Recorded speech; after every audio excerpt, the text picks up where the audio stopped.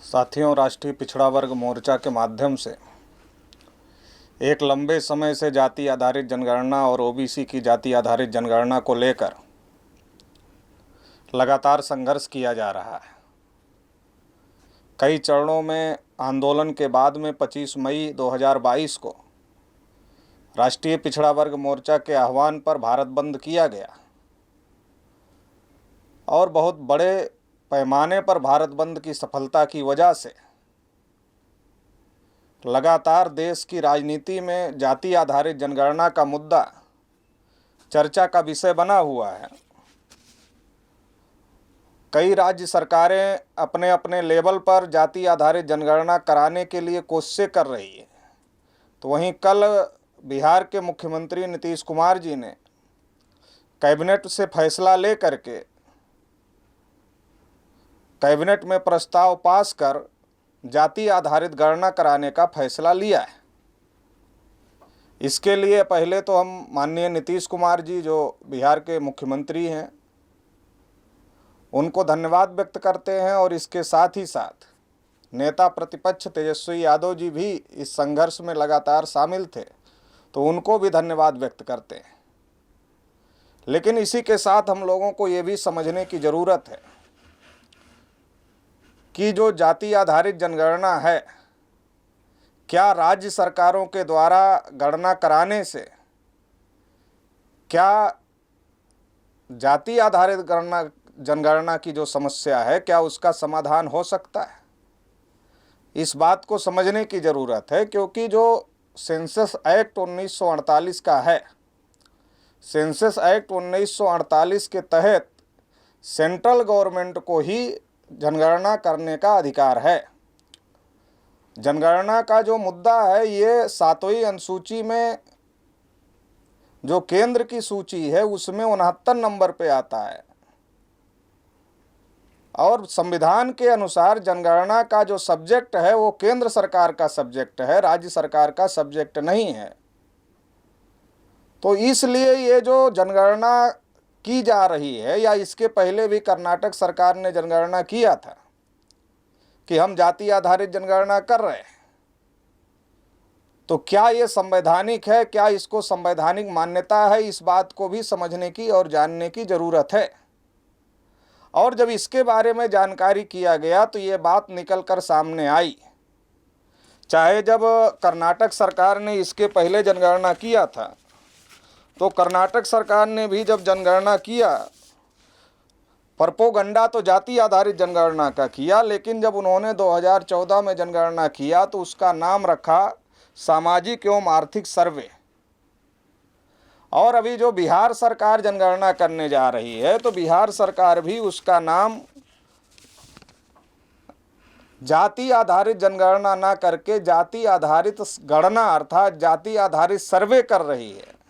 तो इससे भी ये बात प्रमाणित हो जाती है कि जो जनगणना करने का अधिकार है वो जनगणना करने का अधिकार स्टेट गवर्नमेंट के पास में नहीं है।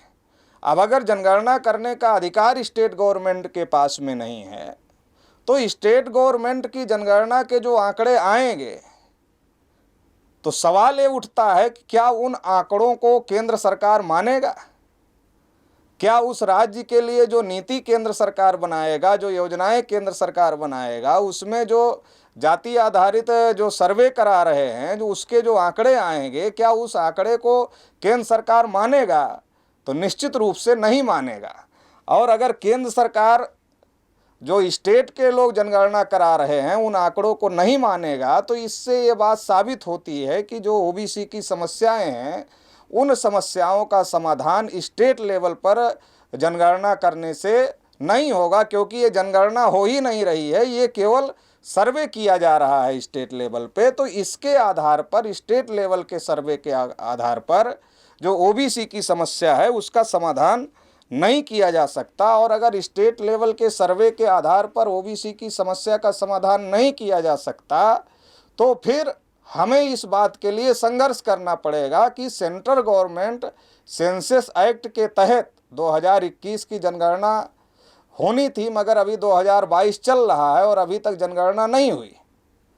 तो जो जनगणना होने जा रही है, जो आम सेंसस होने जा रही है, उस सेंसस में ही जाति का कॉलम बढ़ाया जाए और जाति के आधार पर जनगणना सेंट्रल गवर्नमेंट करे, तभी जाकर के पिछड़े वर्ग की समस्याओं का समाधान होगा। तो इसके लिए जितने पिछड़े वर्ग के नेता हैं, चाहे वो स्टेट में हैं या सेंट्रल में हैं, उनको केंद्र सरकार पर दबाव बनाने का काम करना चाहिए। लेकिन आमतौर पर यह देखा जा रहा है, चाहे बिहार में नीतीश जी हों या तेजस्वी जी हों या उत्तर प्रदेश में अखिलेश जी हों या दूसरे राज्यों में भी जो ओबीसी के नेता हैं महाराष्ट्र और दूसरे राज्यों में, वो लोग स्टेट गवर्नमेंट के ऊपर प्रेशर बनाने का काम कर रहे हैं कि तुम जाति आधारित जनगणना करो। जब ये जाति आधारित जनगणना स्टेट गवर्नमेंट का सब्जेक्ट ही नहीं है तो स्टेट गवर्नमेंट पर प्रेशर बनाने की ज़रूरत नहीं है, बल्कि सेंट्रल गवर्नमेंट के ऊपर प्रेशर बनाने की ज़रूरत है। जाति आधारित जनगणना की लड़ाई को, जाति आधारित जनगणना के आंदोलन को मजबूत करने की ज़रूरत है, जिससे सेंट्रल गवर्नमेंट के ऊपर प्रेशर बने और संवैधानिक तरीके से जाति आधारित जनगणना हो। जब संवैधानिक तरीके से जाति आधारित जनगणना होगी तो ही जाकर के ओबीसी की समस्याओं का समाधान होगा। इसलिए राष्ट्रीय पिछड़ा वर्ग मोर्चा ने 25 मई को भारत बंद किया था और अभी 10 दिन का समय हम लोगों ने नरेंद्र मोदी जी को दिया है जाति आधारित जनगणना पर फैसला करने के लिए। अगर 10 दिन में वो जाति आधारित जनगणना पर फैसला नहीं करते, क्योंकि जब से देश आज़ाद हुआ है लगातार जब जब भी जनगणना का मौका आया तो देश के प्रधानमंत्री कोई ना कोई ब्राह्मण ही रहे। जब जब जनगणना का मौका आया देश के प्रधानमंत्री ब्राह्मण ही रहे। पहली बार आज़ाद भारत में जो जनगणना हुई वो जनगणना 1951 में हुई, तो 1951 में पंडित जवाहरलाल नेहरू देश के प्रधानमंत्री रहे।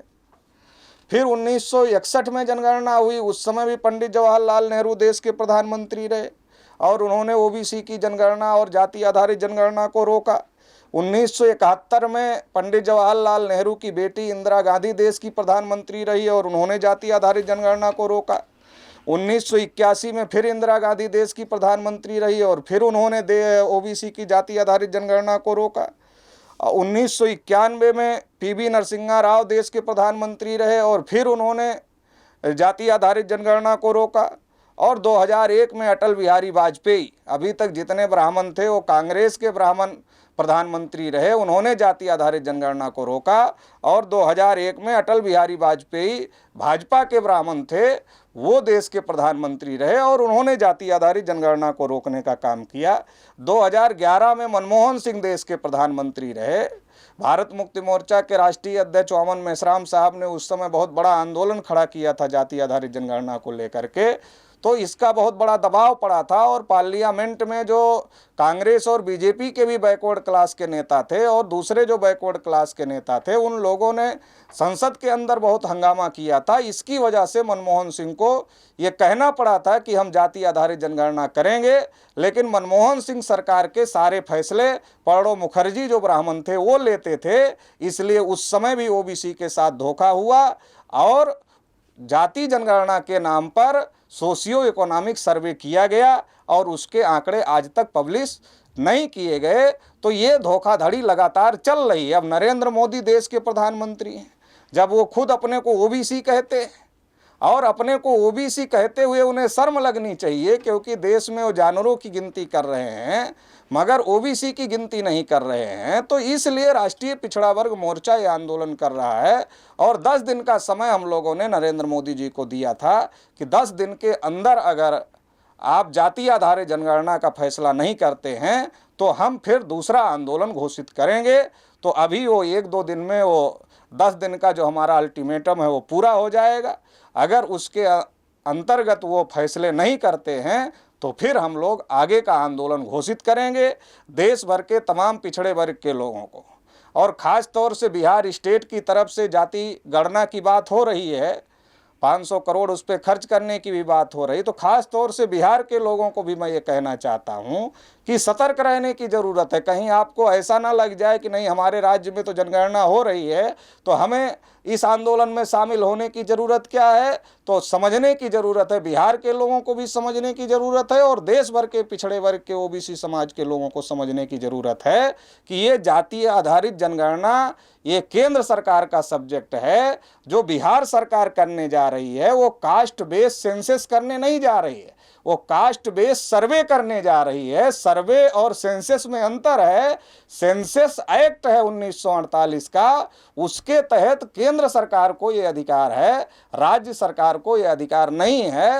राज्य सरकार सर्वे कर सकती है तो राज्य सरकार सर्वे कर रही है, मगर उसके आंकड़े को माना जाएगा इसकी कोई गारंटी नहीं है। तो इसलिए केवल इस सर्वे के भरोसे बैठने की ज़रूरत नहीं है, बल्कि जो अभी लड़ाई चल रही है राष्ट्रीय पिछड़ा वर्ग मोर्चा की कि केंद्र सरकार के ऊपर दबाव बनाया जाए कि वो जाति आधारित जनगणना करें, उस लड़ाई को मजबूत करने की ज़रूरत है।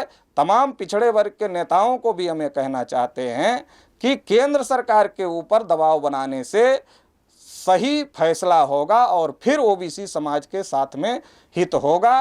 राज्य सरकार के पास पावर नहीं है, इसलिए हम सभी को मिलकर के देशव्यापी जो आंदोलन अभी आने वाले समय में भी राष्ट्रीय पिछड़ा वर्ग मोर्चा के द्वारा किया जाएगा, इसका अभियान लगातार चलाना है, पिछड़े वर्ग के लोगों को लगातार जागृत करना है। और एक ओबीसी प्रधानमंत्री अपने को ओबीसी कहते हैं रहते हुए भी देश में ओबीसी की जनगणना क्यों नहीं, ये सवाल हम लोगों को खड़ा करना है और इस लड़ाई को लड़ना है और जीतना है।